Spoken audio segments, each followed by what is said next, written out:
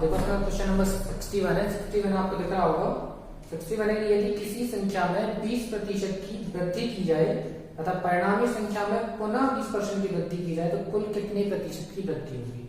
देखो सिंपल सवाल है, कुछ नहीं है। आपको सबसे पहले क्या बोल रहा है कि 20% वृद्धि। तो देखो इसको ना बहुत सारे मेथड इसके लगाने के, लेकिन इसको ना अपन दूसरे मेथड से लगाते हैं। तो देखो पहले हम इनिशियल संख्या की बात करते हैं, फाइनल की बात करें। कितना है 20%। 20% को लिखेंगे हम। 20% कितना होता है 20% अगर आप फ्रैक्शन में चेंज करते हैं आता है 1/5। वृद्धि है तो प्लस इनिशियल और फाइनल, मतलब संख्या 5 से बढ़कर कितनी हो जा रही है आपकी 5 से बढ़कर 6 हो जा रही है। इसी संख्या में फिर से इंक्रीजमेंट है कितने का 20% का। 20% कितनी 1/5 अधिक है तो प्लस, मतलब 5 से बढ़कर फिर से कितनी हो जा रही है 6। तो देखो पहली संख्या कितनी हो रही है 25, अब कितनी हो रही है 36। पहली संख्या कितनी हो रही है 25 और अब कितनी हो रही है 36। देखो कितने का इंक्रीजमेंट हो रहा है, इंक्रीजमेंट हो रहा है आपका 11 का। इंक्रीजमेंट हो रहा है आपका कितने का 11 का। कितने पे 25 पे। कितने पे हो रहा है आपका इंक्रीजमेंट 25 पे। और परसेंट निकालने के लिए हम करते हैं 100 का मल्टीप्लाई। परसेंट निकालने के लिए हम करते हैं 100 का मल्टीप्लाई। आ जाता है हमारा 44%। आ जाता है हमारा 44%। तो ये हमारा आंसर है। और फिर देखते हैं हम नेक्स्ट क्वेश्चन। देखो अपना क्वेश्चन नंबर 62 दिख रहा होगा। 62 में क्या है आपका कि दिया है जोसेफ की आय में 10% की कमी कर दी गई और इसकी आय को पूर्व स्तर पर लाने के लिए नई आय में कितने प्रतिशत की वृद्धि करनी होगी। मतलब इसमें देखो इसमें क्या है, इसमें एक ऐसा कॉन्सेप्ट काम करता है कि इसमें क्या होता है कि a into b equal to जो प्रोडक्ट आता है वो कांस्टेंट होता है इस सवाल में। इसमें क्या कि आपको वैल्यू उतनी ही रिटर्न में लेके आना है। क्या बोला गया इसमें आपसे बोला गया जोसेफ की आय में 10% की कमी की गई और फिर बोला गया है आपसे कि उसकी आय को पूर्व में लाने के लिए पहले जैसा लाना है तो उसकी नई आय में कितने परसेंट की वृद्धि करनी होगी। तो देखो कैसे लगाते हैं कि आपको दिए इनिशियल की बात करते हैं। सबसे पहले कितने की बात है हमसे 10% की बात है। 10% मतलब होता है 1/10। कमी है तो माइनस इनिशियल इनकम होगी उसकी और ये होगी उसकी फाइनल इनकम। ये होगी आपकी इनिशियल इनकम, ये होगी फाइनल इनकम। मतलब अगर वो पहले 10 कमाता तो आज कितना कमा रहा है 9। पहले 10 कमा रहा है तो आज कितना कमा रहा है 9।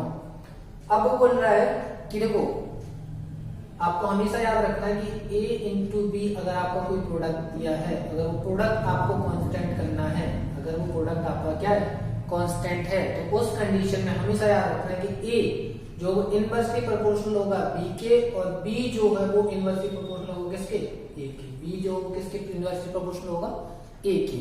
तो जस्ट यहाँ पे तो अब अगर पहले 10 से 9 करेंगी तो आप कितनी करनी होगी आपको 9 से 10 करना होगा। उसकी इनकम क्या 9 से 10 करना होगा। तो कितना बढ़ाना है आपको 1 बढ़ाना है। कितने पे बढ़ाना है 9 पे बढ़ाना है। और परसेंट निकालने के लिए क्या करते हैं 100 का गुणा। तो आ जाता है आपका 100/9%। 100/9% आपका आंसर है। ज्यादा टफ सवाल है, सिंपल सवाल है। आपको इतना याद रखना है a इंटू बी जो प्रोडक्ट होगा वो आपको कांस्टेंट है। अगर वो कांस्टेंट है तो a इनवर्सली प्रोपोर्शनल होगा b के और b इनवर्सली प्रोपोर्शनल होगा a के। तो सेम यहाँ पे 10 से 9 हुआ था। आपकी आय में जो है वो प्रोडक्ट जो है वो कोई चेंज नहीं, प्रोडक्ट नो चेंज। तो 10 से बढ़कर 9 हुआ तो आपको फिर 10 से घटकर 9 हुआ तो 9 से बढ़ाकर 10 करना होगा। कितना बढ़ाना होगा 1। कितना बढ़ाना होगा 1। कितने पे बढ़ाना होगा 9 पे। परसेंट निकालने के लिए 100 का गुणा आ जाता है आपका 100/9%। 100/9 आपका आंसर है। फिर देखते हैं नेक्स्ट क्वेश्चन नंबर 63 आपको दिया है। क्वेश्चन नंबर 60 में दिया है कि एक संख्या में से 600 का 75% का 2/3 घटाने पर आपको 320 प्राप्त होता है। तो नई संख्या बताना है। देखो मूल संख्या बताना है तो कैसे लगाते हैं संख्या मानी x। संख्या कितनी मानी x। संख्या मानी आपने क्या x। x का कितना घटाना है, x में से आपको घटाना है 600 का कितना घटाना है आपको 75%। 600 का कितना घटाना है आपको 75%। 600 का कितना घटाना है आपको 75%। इसमें भी 600 का 75% का कितना 2/3। अगर इस संख्या में से इसको घटाते हैं तो हमें क्या मिलता है, हमें मिलता है 320। हमें कितना मिलता है 320। अब देखो काट लेते हैं इसको काटेंगे अगर हम तो देखो 25 से 3 बार, 25 से 4 बार, 3 से 3 कट गया, 2 से 2 बार कट गया और 2 से कितनी बार 300 बार कट गया। 2 से कितनी बार कट गया 300 बार घट गया हो, तो देखो फिर क्या करेंगे, आपको पता है आ जाएगा x माइनस 300 इक्वल टू कितना आ जाएगा 320। तो x इक्वल टू माइनस कर देते इसमें आ जाएगा प्लस में, तो ये हो जाएगा आपका 300 और 320 कितना होता है आपका 620। 300 और 320 कितना होता है आपका 620। सिंपल सवाल है, द्वारा बताने की जरूरत है नहीं। फिर देखते हैं अपन नेक्स्ट क्वेश्चन। क्वेश्चन नंबर 64 आपका 64 में है कि फलों के मूल्य में 30% की कमी करने पर उनकी बिक्री 40% अधिक हो जाती है, तो उसके विक्रय मूल्य पर क्या प्रभाव पड़ेगा। देखो सिंपल क्वेश्चन है, इसमें आपका a इंटू बी को तो कोई ना कोई प्रोडक्ट निकलता है, ये वाला कॉन्सेप्ट लगता है। तो देखो इसमें क्या है, हम लिखते हैं इनिशियल वैल्यू और लिखते हैं क्या फाइनल वैल्यू। हमने लिखा इनिशियल वैल्यू और हमने लिखा क्या फाइनल वैल्यू। कितने की बात है, पहले आपकी होगी 30% की कमी। 30% मतलब होता है 3/10, कमी है तो माइनस, मतलब 10 से घटकर कितना हो जा रहा है आपका 7। 10 से घटकर कितना हो जा रहा है प्राइस 7। और बिक्री मूल्य 40%, 40% फ्रैक्शन में आता है आपका 2/5, अधिक है तो प्लस, मतलब बिक्री 5 से बढ़कर कितनी हो जा रही है 7। बिक्री 5 से बढ़कर कितनी हो जा रही है 7। तो ये हो गया आपका 50 और ये हो गया आपका कितना 49। ये हो गया 50, ये हो गया कितना 49। देखो कितने का डिक्रीजमेंट आया है आपका, कितने का डिक्रीजमेंट है आपका 1 का। कितने पे डिक्रीजमेंट है 50 पे। परसेंट निकालने के लिए हम करते हैं 100 का गुणा, तो कितने का आ जाएगा आपका 2% की आ जाएगी आपकी कमी। देखो द्वारा से देख लो, द्वारा से बता दे रहे। सवाल में था आपका कि फलों के मूल्य में क्या हो रहा है 30% की कमी हो रही है, मतलब 10 से घटकर कितना हो रहा है 7। देखो फ्रैक्शन में चेंज करना आपको सीखना होगा खुद से। तो 30% होता है 3/10, कमी है तो माइनस 10 से कितना हो गया 7। 40% होता है 2/5, अधिक है तो प्लस, मतलब 5 से बढ़कर 7। देखो ये हो गया आपका 50, ये हो गया आपका 49। तो कितने का डिक्रीजमेंट नजर आ रहा है आपको 1 का। हमेशा नीचे वो संख्या रखी जाती है, इससे कंपेरिजन होता है। कितने पे घट रहा है मूल्य 50 पे घट रहा है। परसेंट निकालने करते हैं हम 100 का गुणा, तो आ जाता है हमारा क्या 2% की कमी। 2% की कमी आपका आंसर है। फिर देखते हैं अपन नेक्स्ट क्वेश्चन नंबर 65 आपका। क्वेश्चन नंबर 65 में दिया है कि चीनी के भाव में 40% की वृद्धि होने पर किसी परिवार को चीनी की वार्षिक खपत में कितने प्रतिशत की कमी करनी होगी जिससे परिवार का खर्च ना बढ़े, जिससे परिवार का खर्च ना बढ़े। तो देखो इसमें क्या है कि इसमें आपको परिवार का खर्च जितना पहले था उतना भी आज ही रखना है, मतलब परिवार के जो खर्च एक्सपेंडिचर है वो क्या करना है आपको कांस्टेंट करना है। तो कांस्टेंट करने वाली कंडीशन में जैसा आपका फर्स्ट इससे पहले सवाल लग चुका है क्वेश्चन नंबर 62, जैसा आपका क्वेश्चन नंबर 62 है सेम एज वैसे आपका 65 है। तो देखो कैसे लगाते हैं, इसके देखो फॉर्मूला होता है, फॉर्मूला के चक्कर में नहीं पड़ना, सिंपल सवाल सिंपल तरीके से लगाना। देखो 40% क्या हुआ है इंक्रीजमेंट हुआ है किसमें उसकी प्राइस में। तो देखो प्राइस बढ़ा है, इनिशियल फाइनल प्राइस कितना बढ़ा 40 से कितना 40% क्या वृद्धि हुई है। 40% मतलब होता है आपका 2/5, बढ़ा है तो प्लस, मतलब 5 से बढ़कर 7। 5 से बढ़कर कितना हो गया 7। आपको देखो पता होगा कि एक्सपेंडिचर किस पे डिपेंड होता है, एक्सपेंडिचर डिपेंड होता है आपकी प्राइस पे और किस पे प्राइस और क्वांटिटी पे। इन दो चीजों पे आपका जो है खर्च डिपेंड है। वो खर्च को कौन से दो कंटेंट का एक तीसरा वेरिएबल है वो आपको खुद से समझना होगा। तो यहाँ पे पता है तो एक्सपेंडिचर किसका प्राइस इनटू किसका एक्सपेंडिचर का क्या है गुणनफल होता है, ठीक है। तो जब आपका एक्सपेंडिचर क्या हो कांस्टेंट हो, मतलब खर्च आपका कांस्टेंट हो, खर्च में कोई भी वृद्धि या कमी ना हो, तो उस कंडीशन में आपको पता होगा तो प्राइस इनवर्सली प्रोपोर्शनल होगा किसके क्वांटिटी के, मतलब आपका मूल्य किसके व्युत्क्रमानुपाती होगा उसकी क्वांटिटी की, और आपकी जो क्वांटिटी है वो किसके इनवर्सली प्रोपोर्शनल होगी उसके मूल्य के। ये देखो आपको सिंपल सी चीज पता है तो सवाल देखो सेकंड में खत्म। देखो प्राइस में इंक्रीजमेंट है, प्राइस 5 से 7 बढ़ा तो क्वांटिटी कितनी हो जाएगी आपकी, क्वांटिटी हो जाएगी आपकी कितनी, कितनी करोगे 7 से 5। क्यों, क्योंकि आपको खर्चा नहीं बढ़ाना है, खर्चा नहीं बढ़ेगा मतलब खर्चा कांस्टेंट। जब कांस्टेंट होगा, अगर ये कांस्टेंट होगा तो फिर प्राइस इनवर्सली प्रोपोर्शनल होगा इसके क्वांटिटी के। तो प्राइस अगर 5 से 7 है तो क्वांटिटी 7 से 5 हो जाएगी। वो क्वांटिटी आप कितना बढ़ा कितना घटा रहे हो 2 घटा रहे हो, कितने पे घटा रहे हो 7 पे घटा रहे हो। परसेंट निकालने के लिए क्या करते हैं हम 100 का गुणा। तो देखो आपको पता है कि 14% कितना होता है, 1/7 कितना होता है, 14 से 2/7%। तो ये कितना हो जाएगा आपका, ये हो जाएगा आपका 14 से 2/7%। ये 2 गुना है तो 14 दूनी 28 और 2 दूनी 4/7%। तो ये हो जाएगा 28 से 4/7%। तो फिर देखते हैं अपन नेक्स्ट क्वेश्चन, समझाने की जरूरत है क्योंकि साधारण क्वेश्चन है। तो चलते हैं अपन नेक्स्ट क्वेश्चन।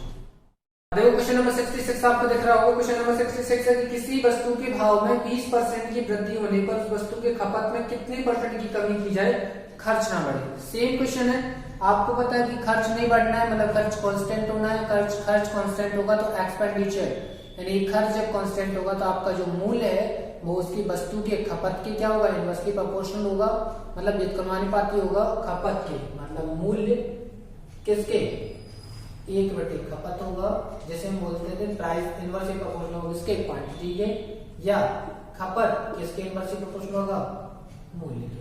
तो ये छोटी छोटी चीजें आपको याद रखना, मैंने पिछले वाले सवाल में भी बताया था, दोबारा से बता दे रहे। और तो इसकी थ्योरी की जो क्लासेस हैं वो अपन अलग से बनाएंगे, अभी सिर्फ अपन आर.एस. अग्रवाल की जो बुक सॉल्यूशन है वो बना रहे हैं, अपन को अभी इससे कोई लेना देना नहीं है। हम सिर्फ आपको सारे डायरेक्ट क्वेश्चंस के सॉल्यूशंस दे रहे हैं, बाकी हम समझाने से यहाँ पे कोई खास लेना देना नहीं। आपकी थ्योरी की जो क्लासेस होंगी वो अलग से चलाई जाएगी बाद में, ठीक है। तो देखो यहाँ पे क्या है आपका इनिशियल फाइनल, क्या बढ़ रहा है आपका, प्राइस बढ़ रहा है। प्राइस बढ़ रहा है, कितना बढ़ रहा है, 20%। 20% का फ्रैक्शन में चेंज करके आता है आपका 1/5। बढ़ रहा है तो प्लस, तो पहले प्राइस 5 था तो अब कितना हो रहा है 6। ये क्या है प्राइस। तो आपकी क्वांटिटी क्या हो जाएगी, क्वांटिटी हो जाएगी 6 से 5।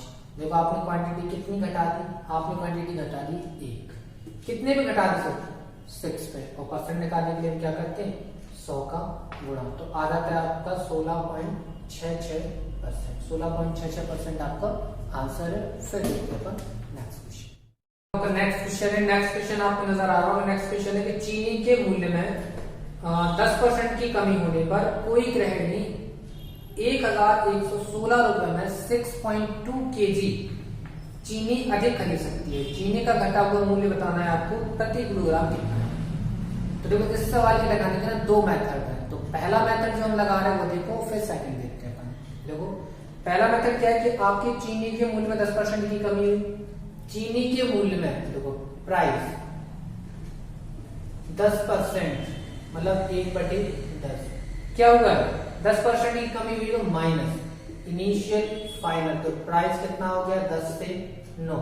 तो सर आपका प्राइस घटा है तो आपकी खपत बढ़ेगी, खपत बढ़ेगी तो क्वांटिटी कितनी हो जाएगी आपकी, क्वांटिटी हो जाएगी आपकी कितनी, क्वांटिटी हो जाएगी 9 से 10। क्वांटिटी कितनी हो जाएगी 9 से 10।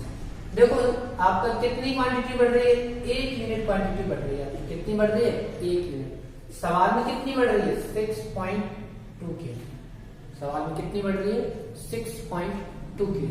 तो देखो ये आपका फाइनल है और ये आपका इनिशियल कंजम्पशन है। ये आपका इनिशियल कंजम्पशन है और ये आपका फाइनल कंजम्पशन है, ठीक है। तो देखो हमें सिर्फ फाइनल कंजम्पशन बताना है, घटा हुआ मूल्य बताना है, इनिशियल नहीं बताना है। तो हम फाइनल लेके, तो फाइनल में कंजम्पशन कितना आ रहा है आपका, क्वांटिटी कितनी आ रही है आपकी 10। तो 10 यूनिट बराबर कितना हो गया आपका, हो गया 62 kg। 10 यूनिट बराबर कितना हो गया 62 kg। मतलब आज आप वर्तमान में कितना खरीद पा रहे हैं, आप 62 kg खरीद पा रहे हैं। कितने रुपए में खरीद पा रहे हैं, 1116 रुपए में। तो आप देखेंगे घटा हुआ मूल्य आपको बताना है, घटा हुआ मूल्य। देखो आप 1116 रुपए में कितना, 1116 रुपए में आप कितना खरीद पा रहे हैं, आप खरीद पा रहे हैं 62 kg। तो सर आप 1 kg कितने खरीद के लेंगे, आप लेकर आएंगे 18 रुपए पर kg। कितना खरीद के लेकर आएंगे, 18 रुपए पर kg। तो ये हो गया आपका घटा हुआ। इसी से ना प्रारंभिक मूल्य भी निकाल लेते हैं। तो प्रारंभिक मूल्य निकालेंगे तो प्रारंभिक मूल्य अगर क्वेश्चन आता है तो फिर देखते हैं इस टाइप के क्वेश्चन को ऐसे लगाते हैं, इसमें घटा हुआ मूल्य बताना है। इसको सेकंड मेथड है, लेकिन इस मेथड को दोबारा समझ लेते हैं। अभी आपको बताया था कि प्राइस हमेशा इनवर्सली प्रोपोर्शनल होगा किसका, क्वांटिटी का। तो प्राइस या बोल सकते हैं प्राइस इनवर्सली प्रोपोर्शनल होगा इसकी खपत की, कंजप्शन की, कुछ भी आप लिख सकते हो। तो प्राइस अगर 10 से 9 है, अगर मूल्य बढ़ेगा मूल्य घटेगा, मूल्य कितना हुआ 10 से 9 हुआ, तो आप सामान ज्यादा खरीद के लेके आएंगे, तो यहाँ पे प्राइस का मूल्य उसका खपत कितना हो गया 9 से 10 हो गया, खपत कितना हो गया 9 से 10। कितना यूनिट चेंज हुआ, 1 यूनिट चेंज हुआ, सवाल में कितना चेंज हुआ 6.2 kg। तो ये सर आपका ये है अंतिम और ये है आपका इनिशियल। तो आपको अंतिम मूल्य बताना है, घटा हुआ मूल्य बताना है, तो हम सिर्फ इसका यूज करेंगे। कितना 10 यूनिट बराबर 62 kg, मतलब आप प्रेजेंट में आपकी खपत कितनी है 62 kg। कितने रुपए में 1116 रुपए में, 1116 रुपए में 62 kg, तो आ गया कितना आपका 18 kg। तो ये था आपका एक मेथड। इसको देखो दूसरे तरीके से कैसे लगाते हैं, तो दूसरा तरीका भी अपन देख लेते हैं। तो दूसरे तरीके में देखिए, आप ध्यान से देखेंगे तो आपका कितना है, सारा का सारा चक्कर 10% का है। इस 10% में प्राइस में कमी है, इस 10% की वजह से ही तो सारी चीजें हुई। मतलब देखेंगे अगर 10% की वजह से आपका चेंज कितना है 6.2 kg है, 10% की वजह से कितना चेंज है 6.2 kg का। तो देखो 100% बराबर कितना होगा 62 kg। 100% बराबर कितना आएगा आपका 62 kg। मतलब सर आप 62 kg खरीद पा रहे हैं, कितने में खरीद पा रहे हैं 1116। अपनी फिर से वही कहेंगे 1116, 1116 रुपए में आप कितना लेकर आ रहे हैं 62 kg। तो आप बिल्कुल बोलेंगे कितना आएगा इसका आंसर, इसका आंसर आएगा 18 रुपए पर kg। कितना आएगा आपका 18 रुपए पर kg आपका घटा हुआ मूल्य। इस तरीके से लगाते हैं तो आपका हमेशा घटा हुआ मूल्य आता है, मतलब जो अंतिम मूल्य होता है वो आएगा आपका इस वाले तरीके से। आप पिछली वाले प्रीवियस रेशियो मेथड से लगाते हैं तो फिर आता है आपको जो आपको बताया था पहले। अगर आप फाइनल वैल्यू को यूज करते हैं तो आपका आता है घटा हुआ मूल्य, इनिशियल वैल्यू को यूज करते हैं तो आता है आपका प्रारंभिक मूल्य। तो इसमें आपको घटा हुआ मूल्य पूछा था तो हमने सिर्फ आपको घटा हुआ मूल्य बताया, तो दोबारा आगे बताने की जरूरत है नहीं। फिर देखते हैं अपन नेक्स्ट क्वेश्चन। देखो आपको क्वेश्चन नंबर 68 आपको नजर आ रहा होगा। 68 में किसी वस्तु पर 10% कम कर देने पर कुल राजस्व जो है अपरिवर्तित रहता है। आपका राजस्व जो है वो टैक्स जो है वो आपका इनकम जो है, राजस्व यानी कि आपकी जो इनकम है वो अपरिवर्तित है। आय अपरिवर्तित होगी तो उसके उपभोग में कितने % की वृद्धि करनी पड़ेगी, ये आपको बताया है। तो देखो सेम सवाल है, आपको पता है A इंटू बी, आपका राजस्व अपरिवर्तित है, मतलब राजस्व क्या कांस्टेंट है। तो जाहिर सी बात है एक चीज कांस्टेंट होगी, अगर दो वेरिएबल्स का गुणनफल अगर कांस्टेंट है तो एक इंक्रीज करेगा तो दूसरा डिक्रीज करेगा, ये आपको समझना होगा, ठीक है।